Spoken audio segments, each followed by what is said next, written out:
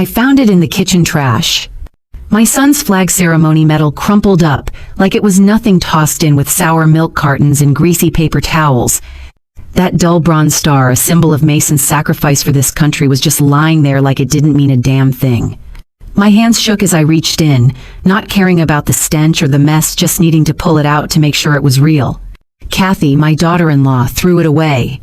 She didn't even blink, didn't think twice about what it meant to Mason, to me, to all of us. I stood there in my own kitchen staring at this thing that held so much weight, feeling like someone had ripped my heart out and thrown it in with the garbage too. Before I dive into this story, please take a moment to like, subscribe, and comment with where you're watching from. Your support means everything. I'm Lori, 58 years old, living in Missouri, where the summers are thick with humidity and the winters bite hard. This story isn't just about a medal, it's about family, about loyalty, about what happens when the people you trust most don't even see you. It started when Mason and Kathy moved in with me last spring. They were relocating from Kansas City, needed a place to crash while they got their bearings, and I was happy to help. Mason's my only son, served 2 tours overseas, came back quieter, but still my boy. Kathy, his wife of 3 years, always seemed sweet enough at first, all smiles and thank yous when I'd cook dinner or offer to do laundry. But there was always something off, like she was playing a part, and I was too naive to see the script. They'd been staying with me for about 4 months when we decided to do a big clean-out. My house isn't huge, just a 3-bedroom ranch with a basement full of memories and clutter. Mason suggested we go through everything, make space for their stuff, maybe donate what we didn't need. I was all for it. Thought it'd be a good way to bond, especially with Kathy, who always seemed a little distant. We spent days sorting through old clothes, photo albums, boxes of Mason's childhood toys. I'd laugh telling stories about how he used to build forts out of couch cushions, and Kathy would nod, but her eyes were always somewhere else, like she was counting down the minutes until she could leave. The medal was in a small wooden box on a shelf in the living room. It wasn't flashy, just a simple star with a ribbon faded from time, but it was from Mason's flag ceremony after his 2nd tour. He'd been honored for his service, for keeping his unit safe under fire, and I remember the way his face lit up when they pinned it on him. I was there in the crowd crying like a fool, so proud I could barely stand it. That box was sacred to me, and I thought to Mason too. I never touched it, just dusted around it, let it sit there as a quiet reminder of what he'd done for all of us. Kathy was in charge of the living room that day. I was in the basement with Mason sorting through old Christmas decorations when she called out asking if she could toss some junk from the shelves. I shouted back to keep anything personal. Anything that looked important, but I didn't think I needed to spell it out. I trusted her, figured she'd know better. Big mistake. By the time I came upstairs, she'd already taken 3 bags out to the curb and was wiping her hands like she'd just won a prize. I didn't think much of it at first, just kept sorting until I went to make dinner and opened the kitchen trash to toss some vegetable scraps. That's when I saw it. The medal wasn't even hidden, just sitting there on top of a pile of coffee grounds and eggshells. My stomach dropped like I'd been punched. I reached in, pulled it out, wiped it on my apron, feeling this hot rush of anger and disbelief. I called Kathy over my voice sharper than I meant it to be, asked her what the hell this was doing in the trash. She barely looked up from her phone, just shrugged and said it was old and ugly, didn't think anyone wanted it. Old and ugly. That's what she called my son's sacrifice. I stood there holding this medal that meant everything to me, to Mason, and she didn't even care enough to pretend it mattered. I didn't yell not then. I just walked away, took the medal to my room and sat on the bed staring at it, trying to make sense of how someone could be so careless. Mason wasn't home. He'd gone to pick up some moving boxes, but I knew I had to tell him. Not just because it was his medal, but because this wasn't just about a piece of metal. It was about respect, about understanding what he'd been through, what we'd all been through as a family. I wrapped the medal in a white handkerchief, one of my late husband's, tucked it into an envelope, and wrote a note. My hands were steady by then, but my heart was racing. The note was simple. She didn't throw anything away. She just doesn't live with people who don't value it. I mailed it to Mason's P.O. box the next morning, didn't tell him I was doing. It didn't want Kathy to know either. I needed him to see it for himself, to feel the weight of what she'd done. When he got it 3 days later, he called me, his voice low, like he was trying not to wake someone. "Mom, is this true?" he asked, and I could hear the hurt in every word. I told him exactly what happened. No sugarcoating, just the truth. He didn't say much after that, just thanked me and hung up. I didn't know what he was going to do, but I knew something had shifted, like a crack in the foundation you don't see until the whole house starts to tilt. Kathy acted like nothing was wrong. She'd flit around the house humming while she cooked or scroll through her phone laughing at videos. I kept my distance, didn't trust myself to talk to her without losing it. I'd catch her looking at me sometimes like she was trying to figure out if I'd snitched, but I just smiled and went about my day. Mason was different, though. He started coming home later, saying he had extra work at the hardware store where he'd picked up a job. When he was home, he was quiet, didn't laugh at Kathy's jokes, didn't touch her the way he used to. I could see the tension building like a storm you feel in the air before it hits. About a week after I sent the medal, I noticed something else. Mason had changed the password on their joint bank account. I only found out because Kathy was trying to order something online and her card got declined. She was furious, stormed into the living room where Mason was watching television and demanded to know what was going on. He didn't even look at her, just said, "We'll talk about it later," in this flat voice that made my skin prickle. She huffed and walked away, but I could tell she was rattled. That was the first sign that Mason wasn't just hurt, he was done. The next few weeks were a slow burn. Kathy started picking fights over little things like how Mason folded his shirts or why he didn't text her back fast enough. He'd just take it, let her rant until she ran out of steam, then go to bed without a word. I stayed out of it, kept my head down, but every time I saw that metal box back on the shelf where it belonged, I felt a little stronger, like I'd done the right thing. Kathy never mentioned the medal again, never apologized, never even acknowledged what she'd done. That's when I knew this wasn't just a mistake. It was who she was. One night, Mason came to me after Kathy had gone to bed. He sat at the kitchen table, hands folded like he was praying, and asked me if I thought people could change. I didn't know what to say at first, just sat there watching him wrestle with something bigger than I could touch. "Some people can," I told him, "but only if they want to." He nodded, didn't say anything else, just got up and went to his room. I knew then that he was making a choice, not just about the medal, but about his whole life. Mason started pulling away, not just from Kathy, but from the life they'd built together. He'd leave early for work, come back late sometimes, not at all, saying he was staying with a buddy to clear his head. Kathy noticed, but she didn't seem to care at first, just rolled her eyes and said he was being dramatic. I watched it all unfold from the sidelines, trying to keep my mouth shut, but every time she dismissed him, I felt that same anger from the day I found the medal. This wasn't just about one moment anymore. It was about a pattern, a way of treating people like they didn't matter. Kathy started spending more time out of the house too. She'd go shopping with friends, or sit at coffee shops for hours saying she needed me time. I didn't mind the quiet, but it gave me too much time to think about what was happening. Mason was my son, my rock, and seeing him hurt like this made me want to shake Kathy until she saw what she was doing.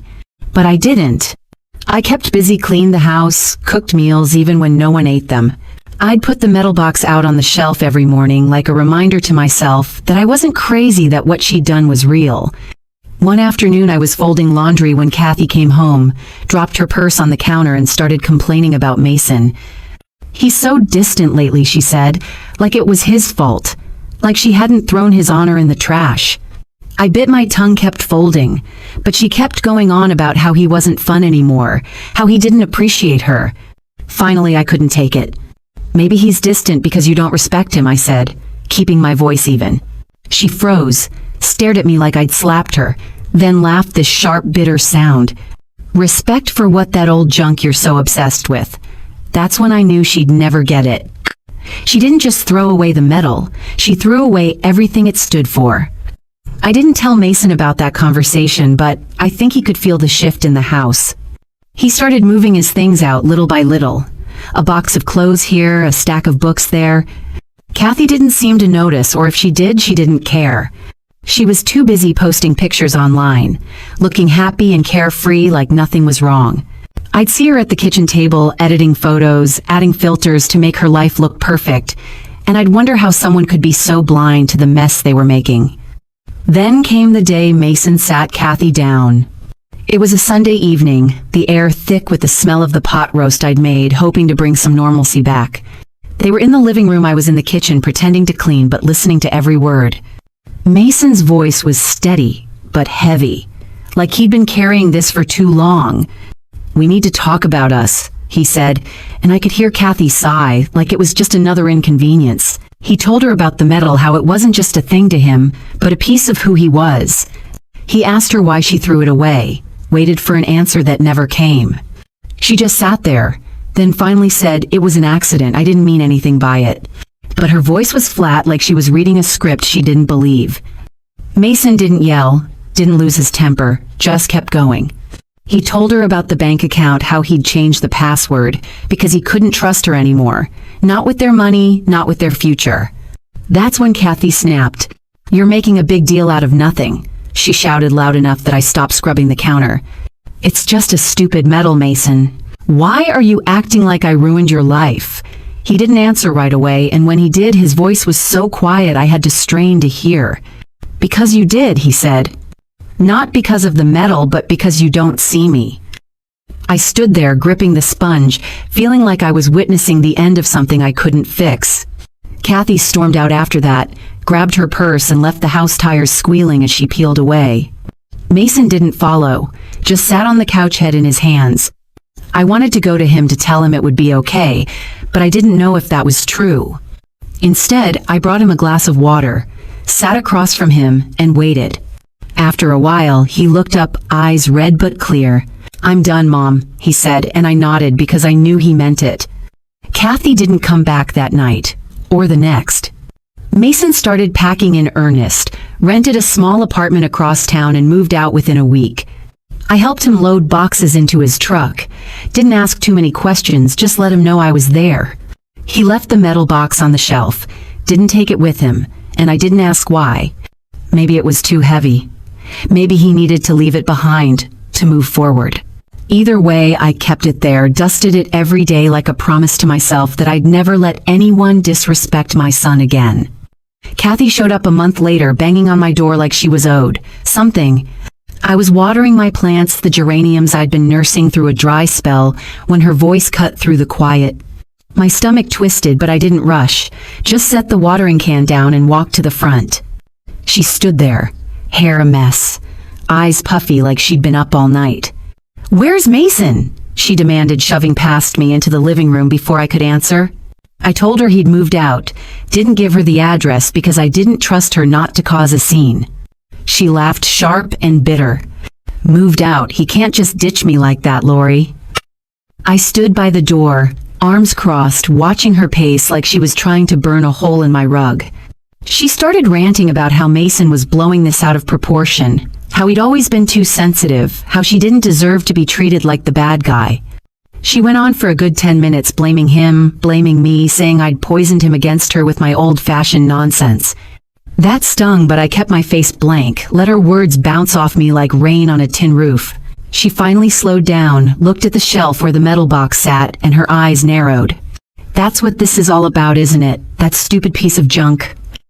I could have stayed quiet, could have let it slide, but something snapped. "It's not about the metal, Kathy," I said, stepping closer, so she had to look at me. "It's about you thinking you can toss out what matters to him and expect him to smile and take it." She stared, mouth half open like she wanted to fire back, but nothing came out. I saw a flicker in her eyes, maybe guilt, maybe just shock that I'd called her out, but it vanished fast. She grabbed her purse, stormed out, slamming the door so hard the windows rattled. I stood there, heart pounding, not from fear, but from the relief of finally saying what I'd been holding in. Mason called that night, said Kathy had been blowing up his phone, leaving voicemails, crying, begging him to meet up. His voice was heavy, not angry, just worn out like he'd been carrying this fight too long. I asked if he was okay, if he needed me to do anything, and he said he just needed space to think. "I'm not going back, Mom," he added before hanging up, and I believed him. I sat in the living room after staring at the metal box, wondering if sending it to him had been the right move. I didn't regret it, not really, but I hated that it had torn his life apart, even if it was for the best. Kathy didn't stop there. She kept coming by the house, not every day, but often enough to keep me on edge. She'd leave notes in the mailbox scrawled in her messy handwriting, pleading with Mason to talk, promising she'd change. One I found on the porch read, "Mason, I'm sorry, I didn't mean it. Let's fix this." I didn't show it to him, just stuffed it in a drawer with the others like I was collecting proof of her desperation. I started locking the doors, even in the daytime, which I'd never done in this sleepy Missouri neighborhood. It wasn't fear exactly, but I didn't trust what she'd do if she got cornered. She showed up at Mason's work too, the hardware store, where he was pulling long shifts. One of his coworkers told me she'd come in during lunch break, all smiles at first, asking for him like they were still together. When Mason refused to see her, she made a scene, yelling in the middle of the store about how he was throwing away their life over nothing. They had to escort her out, and Mason was mortified. Spent the rest of the day in the back restocking shelves to avoid the gossip. He didn't tell me himself. I had to hear it from his buddy Jake, who stopped by to check on me. "He's tough, Lori, but that shook him," Jake said, and I nodded, wishing I could fix it but knowing I couldn't. Mason started retreating even more after that. He'd moved into a small apartment across town, a one-bedroom with peeling paint and a leaky faucet, but it was his. I'd visit, bring him lasagna, or help him hang shelves just to see him smile. He was quieter now, didn't talk about Kathy, but didn't talk about much else either. He'd go to work, come home, watch television, sometimes stare out the window like he was looking for something he'd lost. I didn't push, just kept showing up, hoping he'd find his way back to himself. One evening, I was over helping him organize his closet when he brought up the medal out of nowhere. "I saw it on the shelf before I left," he said, folding a pair of jeans with more focus than it needed. "I didn't take it because it felt too heavy, like it was all I'd ever be. But I'm glad you kept it, Mom." I didn't know what to say, just kept stacking his t-shirts, feeling my throat tighten. It was the first time he'd mentioned it since everything went down, and it felt like a step forward, small but real. Kathy's visits slowed after a couple months, but she didn't vanish completely. I heard from a neighbor she'd moved in with a friend in St. Legation. Louie was telling anyone who'd listen that Mason had abandoned her, left her with nothing. I didn't bother setting the story straight, let people believe what they wanted. The truth was in the metal box on my shelf, in the way Mason was starting to laugh again, even if it was just at dumb television commercials. He was healing slow but steady, and that was all I cared about. Then Kathy pulled something new. She started posting online, not directly about Mason, but close enough to sting. Vague statuses about people who throw away love or learning who's really loyal. I didn't have social media, but my friend Barb showed me screenshots. Said Kathy was fishing for sympathy, trying to paint herself as the victim. I showed Mason one post just to see if he cared, and he just shrugged, handed my phone back. "Let her talk," he said, voice flat. "It doesn't change anything." But I could tell it got to him, the way his jaw tightened, the way he changed the subject fast. I started noticing changes in Mason's routine. He joined a gym, started running in the mornings before work. He'd show up at my place sometimes sweaty from a jog, smelling like grass and effort. "Gotta stay sharp, Mom," he'd say, grinning, and I'd laugh, tell him to shower before he sat on my couch. He was building something, not just muscle, but a version of himself he could live with. I saw it in the way he carried himself straighter now, like he was shedding the weight of Kathy's betrayal 1 mile at a time. Kathy made one last big move before she faded out. She showed up at my house late one night, pounding on the door so loud I thought it was an emergency. I opened it, ready to call 911, but it was just her eyes, wild hair sticking to her face from the rain. "I need to see him, Lori," she said, voice cracking. "I need to fix this." I told her he wasn't here, hadn't been for months, but she didn't listen, just kept talking about how she'd messed up, how she'd do anything to get him back. I didn't let her in, just stood in the doorway, feeling the cold air slip past me. "Go home, Kathy," I said finally. "He's done fixing your mistakes." She stared at me, rain dripping off her chin, then turned and left without a word. I watched her car disappear down the street, knowing that was the last I'd see of her for a while. Mason didn't know about that night. I didn't tell him. He was starting to talk about the future now, small things like maybe taking a carpentry course or fixing up his apartment. He'd come by the house, sometimes sit in the living room and glance at the metal box, not touching it but not ignoring it either. I could see him wrestling with what it meant, what he wanted it to mean. I didn't push, just kept the box there, dusted it every day like a promise that I'd always have his back. 6 months after Mason moved out, he threw a barbecue at his place. It was small, just a handful of guys from the hardware store and their families, but it was a big deal for him. I showed up early with a bowl of potato salad, helped him set up folding tables in his tiny backyard, watched him fire up a rickety grill like he was claiming his space. He looked good, not just in his clean t-shirt, but in his eyes, like he was starting to believe he could be happy again. I stayed busy arranging napkins, pouring iced tea, but I kept an eye on him. Saw the way he laughed, easy and real, for the first time in months. Kathy crashed the party an hour in. I was in the kitchen grabbing more cups when I heard her voice, sharp and out of place, cutting through the country music and chatter. "Mason, we need to talk," she said, and my heart sank. I stepped to the doorway, saw her by the grill, arms crossed, looking like she'd planned this down to the second. Mason didn't flinch, just handed the tongs to his buddy Jake, and walked over calm as a summer morning. "There's nothing to talk about, Kathy," he said, voice steady. "You need to go." She didn't budge. She started talking fast, saying she'd changed. She was sorry, she wanted a second chance. The backyard went quiet. Kids stopped running around. Burgers sizzled, unattended. Mason let her talk, didn't interrupt, just stood there, hands in his pockets like he was waiting for a storm to pass. When she finally ran out of steam, he looked at her, really looked at her, and said, "You didn't just throw away the metal, Kathy. You threw away us." It wasn't loud, wasn't mean, just honest, and it hit her hard. She opened her mouth to argue, but nothing came out.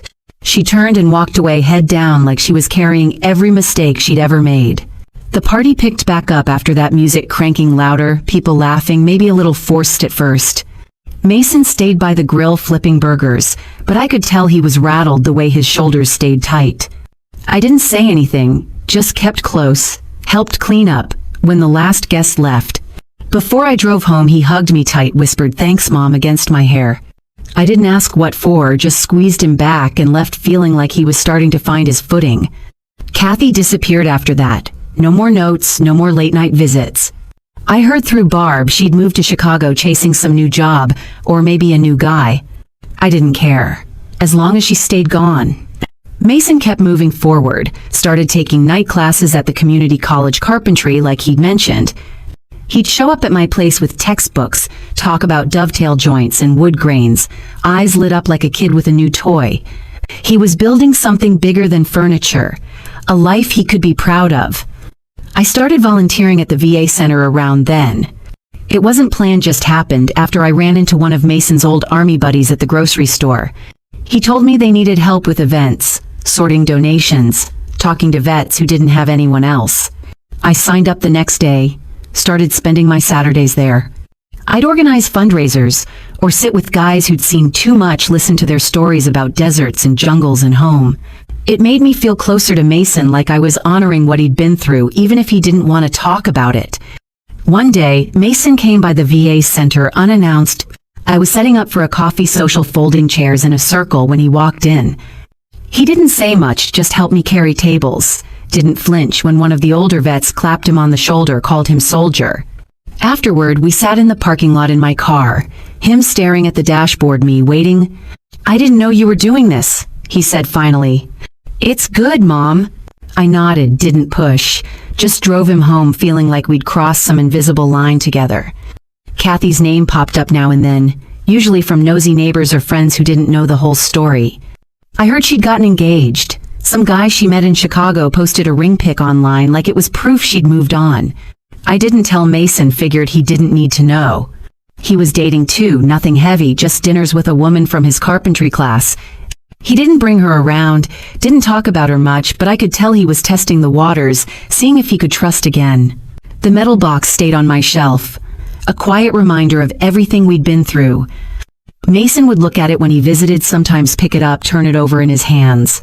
"I used to think this was all I was," he said one night, voice soft but clear. "But it's just part of me, not the whole thing." He put it back, smiled at me, and I felt like I was seeing my son again. Not just the soldier or the guy Kathy broke, but the man he was becoming. I kept up with the VA center, took on more roles, helped plan a big Veterans Day event. Mason showed up, stood in the back, hands in his pockets, watching as we honored men and women like him. He didn't speak, didn't need to, just helped me stack chairs after stayed until the hall was empty. "You're doing good, Mom," he said before he left, and I carried those words home, tucked them away like a treasure. Mason started talking about bigger plans around then. He'd been saving every extra dollar from the hardware store, working overtime until his hands were calloused and his eyes were tired. He wanted to buy land outside town, not much, just enough for a small house, maybe a workshop. He showed me a map one day, pointed to a spot near a creek, said he could see himself there. "Something that's mine," he said, and I nodded because I could see it too. A year after the barbecue, Mason came to me with a plan written out on a legal pad, every number crunched down to the penny. He'd been saving for months, picking up extra shifts, skipping nights out to put money aside. He wanted to buy 5 acres outside town, build a house, nothing fancy, just a place he could call his own. "I need something no one can take away," he said, eyes bright with a fire I hadn't seen since before he deployed. I looked at his numbers, saw the work he'd put in, and knew he was serious. I didn't have much, but I gave him $10,000 from my savings. He tried to push it back, said he couldn't take it, but I wouldn't budge. "This is what family does, Mason," I said. "We lift each other up." He took the check, eyes wet but jaw set, and I knew it wasn't just about the money, it was about knowing he had someone in his corner. He hugged me tight, didn't say much, just held on like he was anchoring himself. He bought the land 3 months later, 5 acres of Missouri hills with a creek that gurgled like it was telling stories. I'd drive out with him on weekends, help clear brush, or just sit on a stump while he paced off where the house would go. He'd talk about the layout, the porch where he'd drink coffee at dawn, the workshop where he'd build tables and chairs. It wasn't just a house, it was a promise to himself that he could start over, that he could be more than the pain Kathy left behind. The VA center kept me busy, but I made time to visit the land, watch the progress. Mason hired a small crew, guys from the hardware store, who knew their way around a hammer. I'd bring them lemonade or sandwiches, stand back as they poured the foundation, raised the walls. Mason was there every day after work, sleeves rolled up, dirt on his face, looking like he was building his soul as much as a house. "It's real, Mom," he said one evening, wiping sweat off his brow. "I didn't know if I could do it, but it's real." Kathy's name came up less and less. I heard she'd gotten married, moved to a suburb outside Chicago. Barb showed me a post online, Kathy smiling in a white dress, some guy's arm around her. I didn't show Mason, didn't see the point. He was dating more now, a woman named Sarah from his night class. She was quiet, liked to sketch, liked Mason's bad jokes. He brought her to my place once for dinner. Didn't call it a date, but I saw the way he looked at her, like he was remembering how to hope. The metal box stayed on my shelf, but it didn't feel like a wound anymore.